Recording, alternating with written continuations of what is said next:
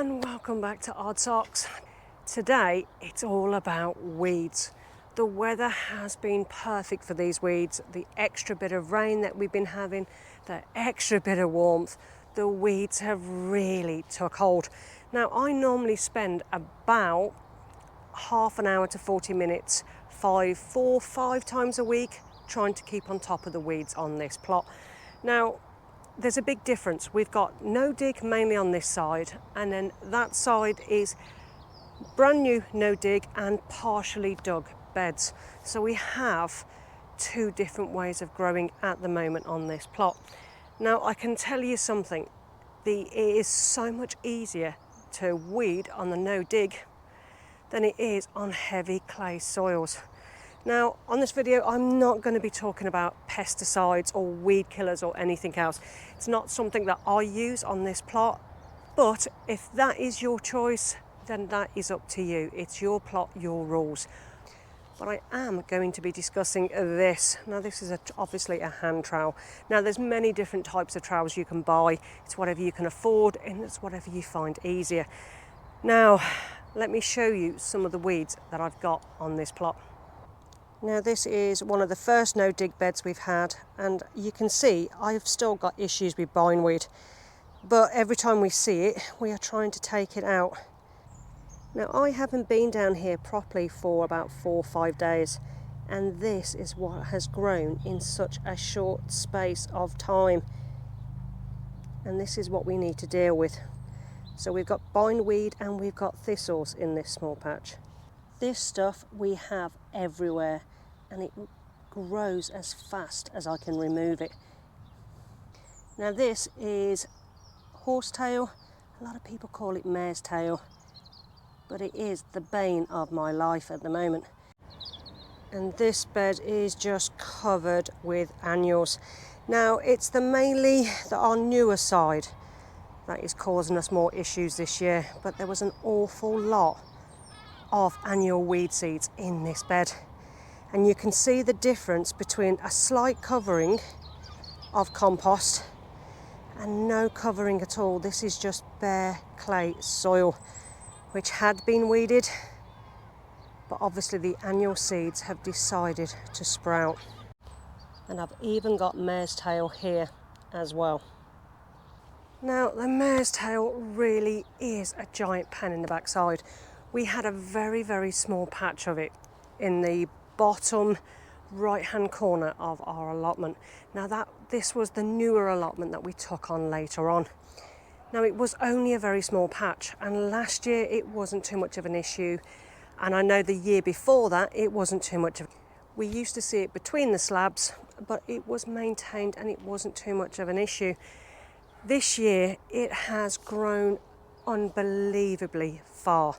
Now from the bottom end, we've got it now that it's actually going from our fence line practically into our older allotment, which we've never ever had before.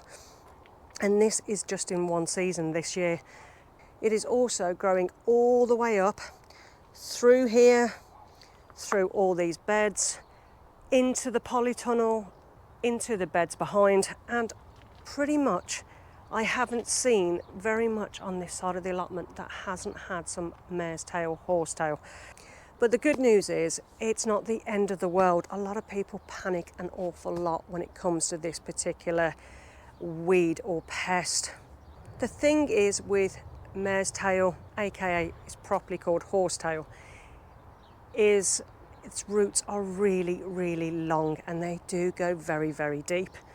Now we've had it coming up through the wood chip, through the beds, through the paving slabs, through everywhere. So we cannot dig it up. And to be honest, you were very doubtful that you'd be able to dig it all the roots up anyway. So what we've been doing is picking anything green that we see that's coming through the surface and trying to dig out without disturbing the soil too much as the root as possible. Now I'm going to be really honest, no dig will not stop this type of weed, the same as bramble and same as some of the other weeds. No dig is better for your annual weeds, but it has reduced it and made it a little bit easier because it's actually easier to pull in the no dig beds and get more of that root out. Once you've got your mare's tail out, you must dispose of it properly. Do not put it in your compost bin. It is one of those things that's just not worth the risk because of how easily it spreads. I put ours into a black bin bag and it goes into the household waste. I don't even put it in the brown bins to go for local composting. Now, it is frustrating this year that we have got that kind of thing. And as you saw in that little bit of a clip, sometimes the mare's tail absolutely loves to come in between some of the plants.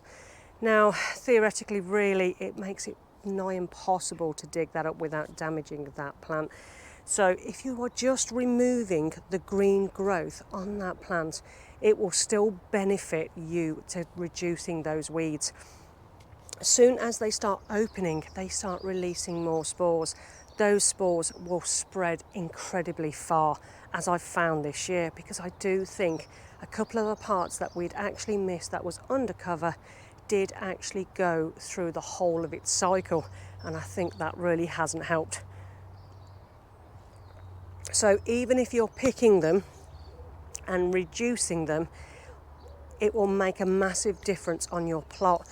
Everything, all the plants need light, photosynthesis to survive.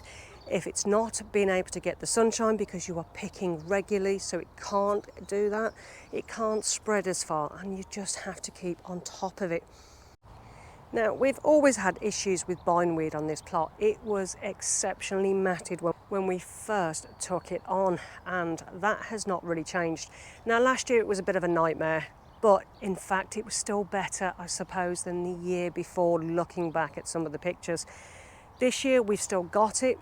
It's not going anywhere at the moment, but we are trying to maintain it by regularly picking or digging up again with the trusty trowel as much as what you can.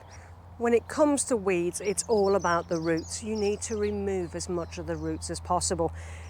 Now, if you can't get the roots because it's an incredibly deep dock, let's say, or another plant that's incredibly deep roots, or sprawling roots where you'd end up taking most of your bed apart, sometimes it's best to do those kind of jobs in the winter months when you haven't got as much growing maybe in that bed, which last winter I actually took out an awful lot of root system. Now, what doesn't help us on our plot is we have two sides, two neighbours that have no control over any weeds whatsoever.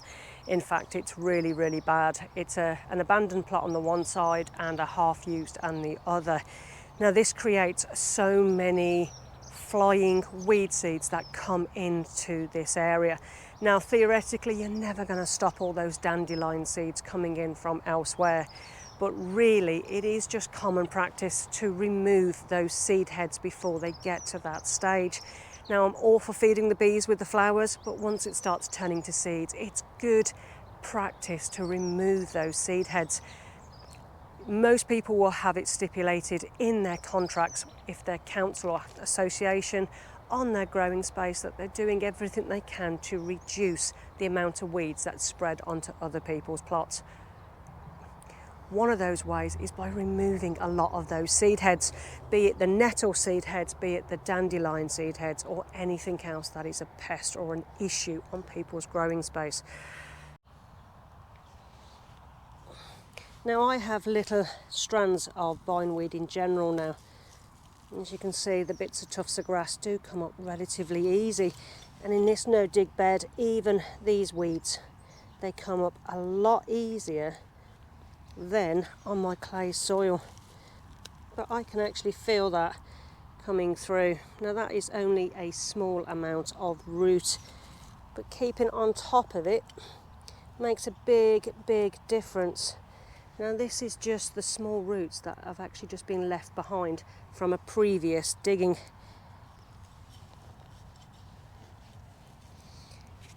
And as the more you tease it out, the more of the root you get out, the less chance of it growing back.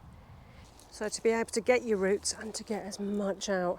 Now, if this was broken into pieces, this would actually grow into a new plant, and that's not what you want to do. So you really do need to try and take out as much of the root as possible. But regular maintenance, regular pulling, again, it will weaken that plant And eventually, but it won't be in the first year, I can tell you that, you will be bind free from the actual beds. Now, I'm probably not going to be bind free because of the amount of bindweed and grass that I get coming from the other sides of the fences on either side. And what you'll find with that is it will travel from a neighbouring plot or an unused area, let's say, and it will go underneath the surface until it reaches that nice, well looked after plot that you're looking at, and it will absolutely thrive in those areas. Now, your hoe is your trusty friend, and with it you can easily take the tops off some of these annual plants. It's less time consuming, but I wouldn't recommend using it on the horsetail, not unless you are going to go over afterwards and pick it up off the floor.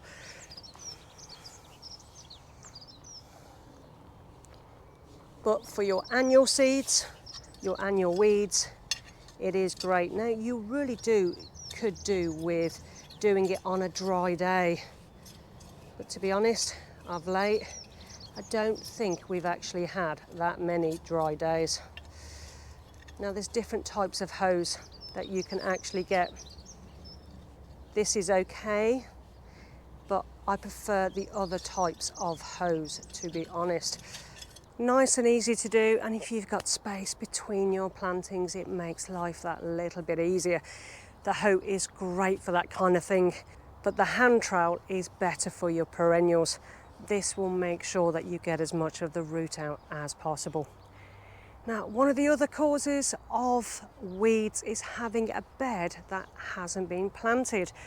Now, you'll probably find that when you start planting in your beds and those plants start to establish with whatever vegetables that you've got, yes, you do have to maintain and weed.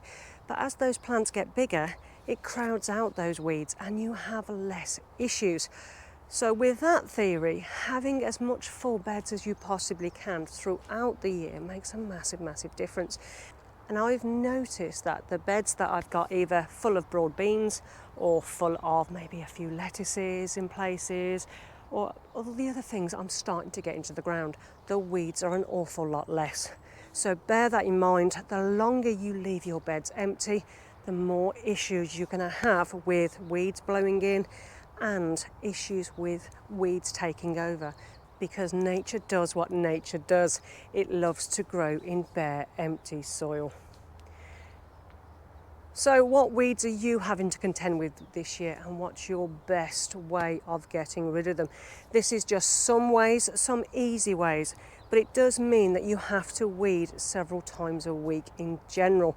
Once you get to a certain stage and most of your perennial weeds have gone and they've been dealt with over a year or two, then it's not so bad, and then a lot of the time it is just light hoeing with that hoe. But if you're like me and you have a ton of weeds coming in from all different directions from unkept allotments, then you're going to have a continuous ongoing battle. But it's not a battle to be stressing too much about. Trying to maintain that few hours a week, get on with the hoe, get on with your hand shovel, put some music on and just relax about the weeds. Deal with it, but don't stress too much about it. Make sure you control that bindweed, because the bindweed is one of the worst weeds to have where it damages whatever you're trying to grow. It will strangle it, grow up it, and it really does reduce the health of those fruits and vegetables. But let me know in the comments, guys, what's your favourite way of reducing weeds?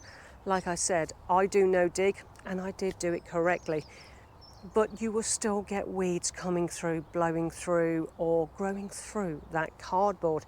It just makes them weaker, and unless you keep on top of it, that cardboard may as well never existed, because it would have already got the strength from that sun after breaking through that cardboard, making it a little bit weaker. It will be just as strong as if you've never put any cardboard down. So just because it's no dig, it is definitely not weed. So please remember that. Yes, it is a definitely 100% easier to weed on a no-dig bed than it is a dug bed, but you still have to weed. So guys, let me know in the comments your favourite tool for weeding when you do weed, and what kind of issues that you deal with on a regular basis on your plots or growing areas. As you can see from the different backgrounds, things are really starting to move on here at the moment, and I have got a ton of plants to go out. But unfortunately, and I think I'm the same as a lot of people this year, slugs and snails are a massive issue, but that's a different video.